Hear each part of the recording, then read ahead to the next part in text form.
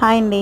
చికెన్ని కొంచెం రొటీన్గా కొబ్బరి అది వేసి ట్రై చేశాను. చాలా అంటే చాలా టేస్ట్ వచ్చింది. గ్రేవీ అది నాన్లోకి మన చపాతీలోకి అట్లకైతే ఇంకా బాగుంటుంది. రైస్లో కూడా చాలా బాగుంది. నేను షార్ట్సే పెడుతున్నాను ఎక్కువ ఇప్పటి వరకును. ఫుల్ వీడియో మాత్రం పెట్టాలని చూస్తున్నాను. ఫస్ట్ టైం పెడుతున్నాను. చాలాసార్లు పెట్టాను, వ్యూస్ తక్కువ వచ్చాయని షార్ట్స్ ఎక్కువ పెడుతున్నాను.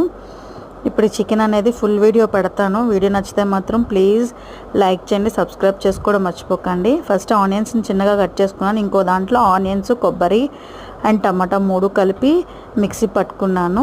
అందులో కొంచెం అల్లం వెల్లుల్లి పేస్ట్ కూడా యాడ్ చేసి మిక్సీ పట్టుకున్నాను. ఆ తర్వాత ఆనియన్స్ని బాగా ఫ్రై అయిన తర్వాత కొంచెం అందులో కూడా కొంచెం అల్లం వెల్లుల్లి పేస్ట్ వేస్తాను.